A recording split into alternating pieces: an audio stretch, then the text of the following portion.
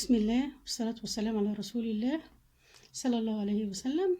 النهاردة هنعمل حاجة كده جميلة من غير بقى لا لحمة ولا حاجات كده اقتصادية بس مفيدة. عندي قرنبيطة اهيت متوسطة اهيت غسلها كويس. شوفي بقى هنعمل فيها ايه. هنقطعها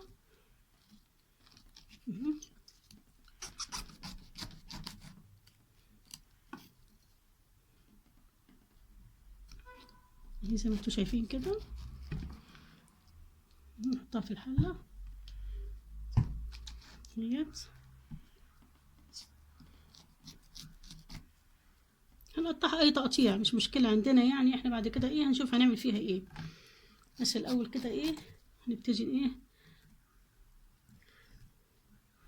ناخد الزهرة بتاعتها الجميلة دي اهيت زي ما انتوا شايفين كده. نحطها في الحلة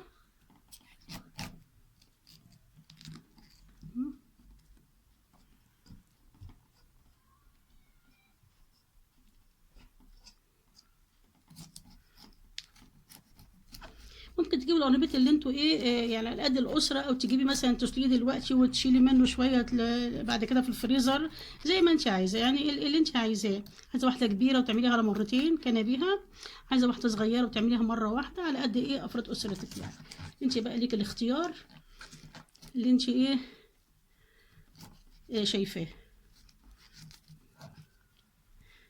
اهيت. احنا بقى هنسلقها في حاجه كده حاجه جديده يعني اهيت.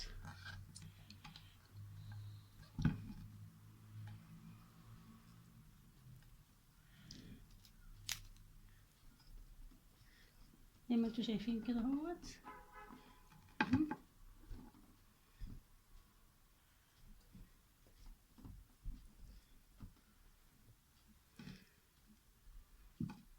يعني كده احنا قطعناها خلاص، طبعا مش هنسيب فيها حاجه اهيت. وادي الحله. هنحط بقى معاها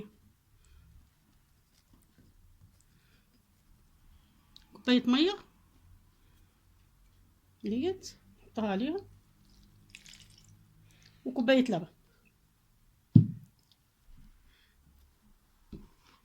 طبعا انت عارفين حطيت اللبن ليه، علشان خاطر لو هي مثلا اللي ما بيحبش القرابيط وبيحبش ريحته وبتبقى مثلا حامي عليه ولا حاجه، لا اللبن بيكسر كل الحاجات دي. كوبايه لبن ديت. هنحط عليهم حبه ملح وفلفل وحبه كمون، نحطهم على البوتاجاز، ولما يستووا هقول لكم هنعمل فيهم ايه.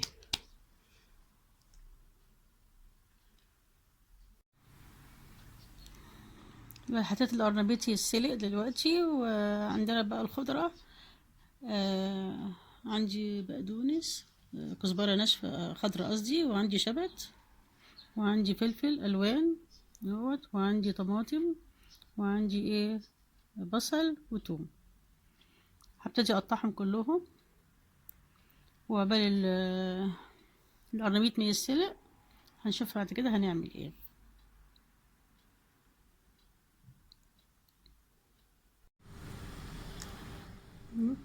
هذه قطعت البصل وقطعت الفلفل الألوان وقطعت الطماطم هي، بس طماطم لحم والشبت والبقدونس والكزبرة اهو. هنعمل حطيت على النار حلة فيها حبة زيت او سمنة زي الحاجات اللي انتوا عايزينها، وهحط الثوم والبصل، وحطيت على الثوم والبصل حبة ملح وفلفل اسود اهو. هنشوح بس الحاجات دي كلها كده مع بعض.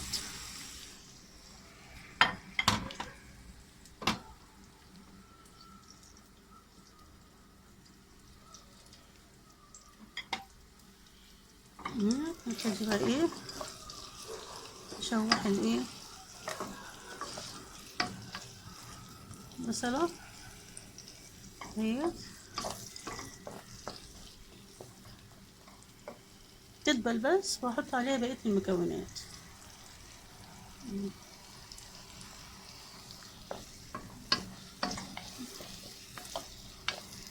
مش عايزين تشويحة جامدة عشان خاطر ايه الحاجات دي كلها هندخلها الفرن. انا عملت بقى ايه صينية اهيت وحطيت فيها ايه مادة دهنية من تحت اهيت، و هقول لكم بقى ايه هنعمل ايه الحاجات اللي باقية. يعني كده خلاص هي بدأت تدبل هي البصلة هي طلعت اهي زي ما انتوا شايفين كده.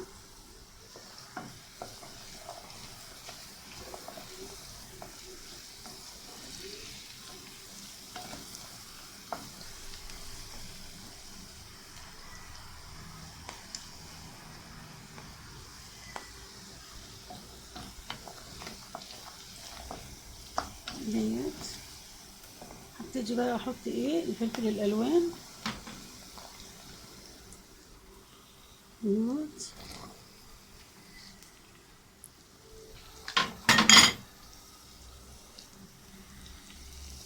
ونقلب برضو تاني يدبل بس شوية.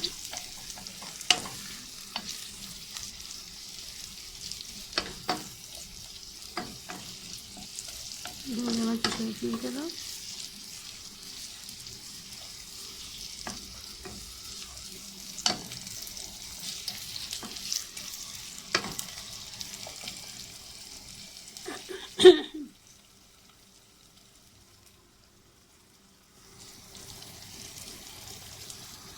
اهو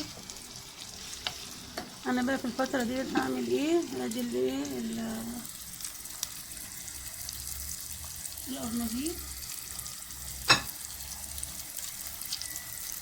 اهو. انا طبعا انتوا عارفين سلقات ايه سلقات لبن وميه، بس انا عايزه القرنبيط ايه القرنبيط بيستوي اهو خلاص، بس هبتدي بقى احطه في الايه انا عايزاه قطع كده، عايزاه يعني احنا ايه نحس بالقرنبيط يعني.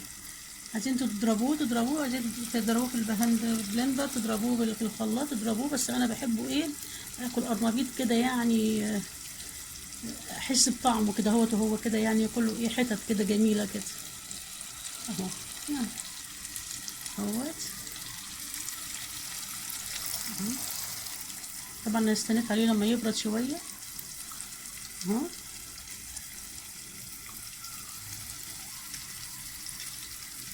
اهوت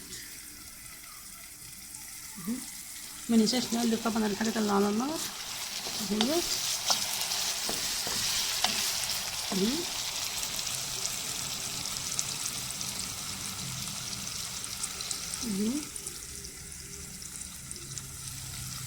طبعا القرنبيط بتاعنا ايه سهل وسريع، وبعدين صحي اللي ما بيحبش القرنبيط وهو مقلي والحاجات دي. طبعا الزيت كمان غلي والحاجات دي كلها طبعا بقت عندنا ايه السعر عالي قوي قوي. ربنا يا رب كده يبارك لنا في رزقنا ان شاء الله، وايه ونكون في احسن حال. ادي كده القرنبيط بتاعنا اهوت انا حطيته تحت اهو. طبعا انا ايه كنت محيقاه، حط له حبه ملح صغيرين وحبه كمون اهوت، و حطيت الكزبره بقى الناشفه هنا اهوت، حبه كزبره ناشفه صغيرين حبه كمون اهوت، وايه سبتهم هدوا شويه. وهبتدي بقى ايه عندي هنا 4 بيضات هربهم مع بعض، هحط عليهم حبه ملح وفلفل صغيرين خالص اهمت هربهم مع بعض.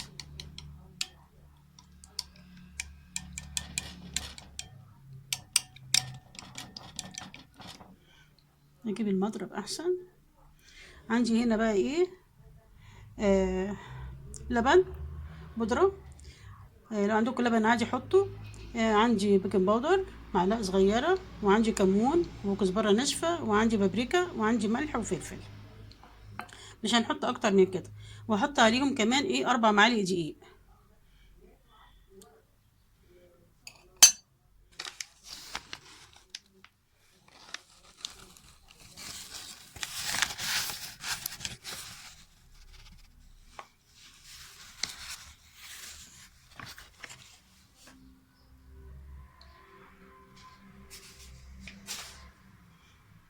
اهمت، وهقلبهم كلهم مع بعض اهو كده زي ما انتوا شايفين.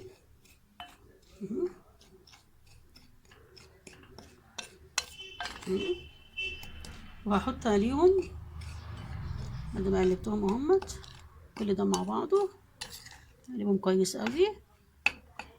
احط عليهم كوبايه ميه،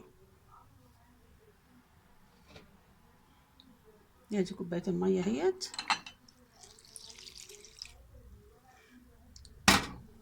اهي. وهقلب طبعا لغايه ما الايه كل المكونات في بعض تندمج اهو زي ما انتوا شايفين كده. احنا حطينا البيكنج باودر على الاساس ان ايه العجينه نفس الوجبه اللي احنا بنعملها ما تبقاش مكتومه وتبقى هشه وجميله كده وطعمها حلو. مش عايزين تحطوه ما تحطوهوش زي ما انتوا عايزين براحتكم يعني. احنا كده ايه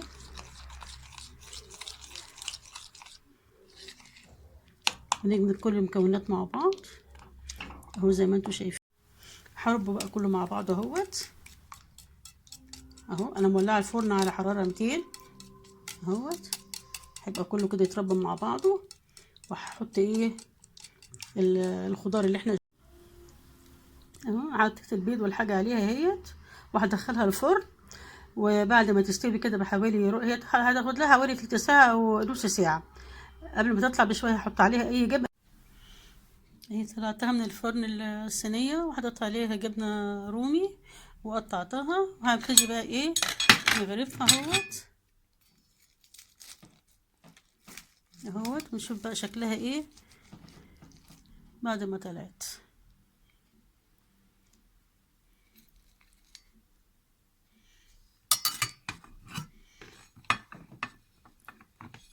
ادي شكلها اهوت،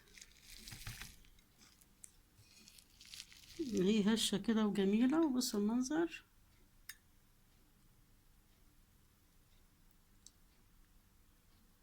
شكلها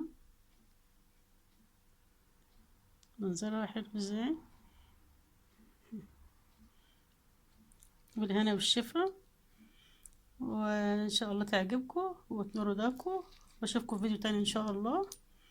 ما تنسوش تشيرولي لو عجبكم الفيديو. وشكرا على مشاهدتكم واللايكات بتاعتكم الجميلة والمشاركة مع الأصدقاء واللايك والاشتراك في القناة. واشوفكم دايما بخير يا رب بصحة وعافية. ربنا يحسن ما بين ايدينا جميعا يا رب، ويبارك لنا في رزقنا. والسلام عليكم ورحمة الله وبركاته.